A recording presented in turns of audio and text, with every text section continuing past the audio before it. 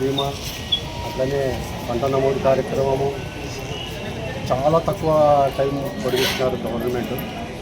రైతులు చాలా ఇబ్బంది పడుతున్నారు. రాత్రి 1 గంటల వరకు 2 గంటల వరకు ఇద్దరు కాసి మీ సేవల కాడ సజ్జలు తెచ్చుకొని భూమిని ఆడే పడుకుంటున్నారు.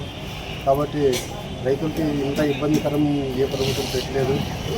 వెంటనే దీనికి టైం పొడిగించాలా, నెల 20 రోజులు టైం పొడిగించి అట్లనే ఈ ఇన్సూరెన్స్ బీమా కూడా గవర్నమెంటే భరించాలని మా రైతు సంఘం తరఫున డిమాండ్ చేస్తుంటాం.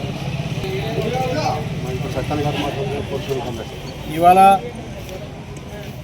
ఎంఆర్ఓ కార్యాలయం ముందు ప్రధానమంత్రి ఫసల్ బీమా కార్యక్రమానికి ఎంఆర్ఓ గారికి వినతిపత్రం ఇవ్వడం జరిగింది.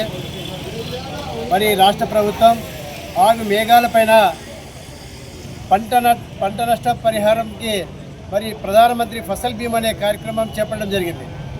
ఎప్పుడైనా రాష్ట్ర ప్రభుత్వాలు చాలా ప్రభుత్వాలు కూడా మారడం కూడా జరిగింది. ఏ ప్రభుత్వం వచ్చినా కూడా మరి రైతు దగ్గర నుంచి ₹1 కూడా వసూలు చేయకుండా మరి ప్రభుత్వానికి ఇన్సూరెన్స్ పంటలకి కట్టడం జరిగింది.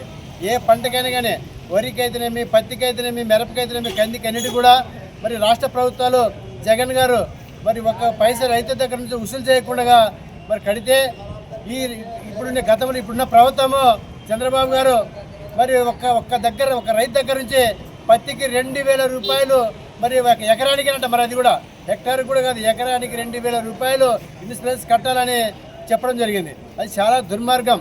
కాబట్టి ఇప్పటికైనా కానీ రాష్ట్ర ప్రభుత్వం అది వెనక్కి తీసుకోవాల్సిన అవసరం ఉంది. కాబట్టి ఈ గడువు కూడా రైతులు కట్టుకోవడానికి వెసులుబాటుగా ఖచ్చితంగా ఈ నెల లాస్ట్ 30 రోజుల వరకు గడువిస్తే మరి రైతులు కట్టుకోవడానికి బాగుంటుంది. అదేవిధంగా మరి ఇప్పుడు రైతులు గ్రామీణ ప్రాంతాల నుంచి వచ్చి మరి నెట్ సెంటర్ నుంచి, సిఎస్ సెంటర్ నుంచి మరి మీ సేవల దగ్గర పడిగాపులు కాస్తూ వాళ్ళు చాలామంది సొమ్మచీలి పోవడం జరిగింది. మరి భోజనాలు లేక కూడా ఇబ్బంది జరిగింది. కాబట్టి రాష్ట్ర ప్రభుత్వం ఇప్పటికైనా దృష్టి సారించి దీన్ని పొడిగించాల్సిన అవసరం ఎంతైనా తెలియజేస్తూ అఖిల భారత రైతు కూలీ సంఘం జిల్లా కార్యదర్శి నా పేరు సత్యన్న. మన నాయకులు మన సత్యన్న గారు, బాలరాజు గారు, బాబు గారు, అన్నగారు ఇప్పుడు అందరూ మాట్లాడినారు. ఇప్పుడు మాట్లాడడం వాస్తవమే.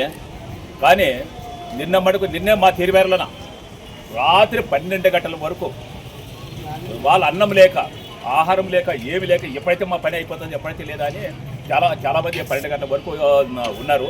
పొద్దున మరి వచ్చినారు, పొద్దున్న దాదాపు 20 మంది వచ్చినారు. లేదా టైం అయిపోయింది అని అన్నారు.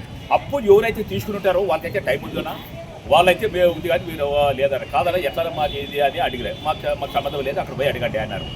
మరి వాళ్ళు దాదాపు 6 రోజులే. 6 రోజులు ఏ మీ క్షేత్రం మనం ఎక్కడ కూడా రైతులు బీమా కింద చాలా పడిగాపులు కాసినారు. మరి ఈ పడిగాపులు ఇంత చూస్తూ గవర్నమెంట్ రెవెన్యూ డిపార్ట్మెంట్ కళ్ళు పూసుకోబోతుంది. మరి అవు వీళ్ళు ఎన్ని బాధలు పడతారో. రైతు అంటే అంత చులకనైపోయింది. ఇక రైతు రెవెన్యూ డిపార్ట్మెంట్ చాలా చులకనైంది. కాబట్టి రైతుకి ఏదైనా సరే లాభదాయకం చేయాలి. కానీ వాళ్ళ పంటకి బీమా కానీ వాళ్ళకి ఏదైనా వచ్చేది కానీ ఏదే కానీ రాష్ట్ర ప్రభుత్వం కానీ కేంద్ర ప్రభుత్వం కానీ రైతుకి ఏదైనా ఇవ్వాలని మేము అనుకుంటాము. రైతు ఇప్పుడు వాళ్ళలో ఏమి లేవు, వాళ్ళే కరువు ప్రాంతాల్లో కరువు తాండమాడుతుంది. అటువంటి సమయంలో 2,000 కట్టు, 3,000 కట్టు అంటే వాళ్ళు ఎక్కడి కడతారు? వాళ్ళు పంటలు బేస్మెంట్ విత్తనాలు కూడా లేవు వాళ్ళకి. కాబట్టి ఇలాంటిది రైతుకు ఏది జరగనట్ల రాష్ట్ర ప్రభుత్వాలు, కేంద్ర ప్రభుత్వాలు చేయాలని నేను మరీ కోరుతున్నాను. పంట బీమా పథకాన్ని ప్రవేశపెట్టినటువంటి కేంద్ర రాష్ట్ర ప్రభుత్వాలు ఈరోజు రైతే రాజని చెప్పుకునే రాష్ట్ర ముఖ్యమంత్రి, ప్రధానమంత్రి చెప్పుకుంటున్నారు. మరి రైతు అనేక రకాలుగా ఇబ్బందులు పడుతుంటే సకాలంలో వర్షాలు లేక, ఇప్పుడు కూడా వర్షాలు లేక, పంటలు లేక చాలా ఇబ్బందులు పడుతున్న రైతులకు ఈరోజు ఏదో పథకం పేరు చెప్పి మరి ఏ ప్రభుత్వం చేయలేని పద్ధతి ఈరోజు కూటమి ప్రభుత్వం అధికారంలోకి వచ్చినప్పుడు ఒక్కొక్క రైతు దగ్గర ఎకరానికి ₹2,000 ముప్పు పిండి వసూలు చేయడం సరైన పద్ధతి కాదని కూడా ఆంధ్రప్రదేశ్ రైతు కూలీ సంఘం తరఫున మరి డిమాండ్ చేస్తున్నాం.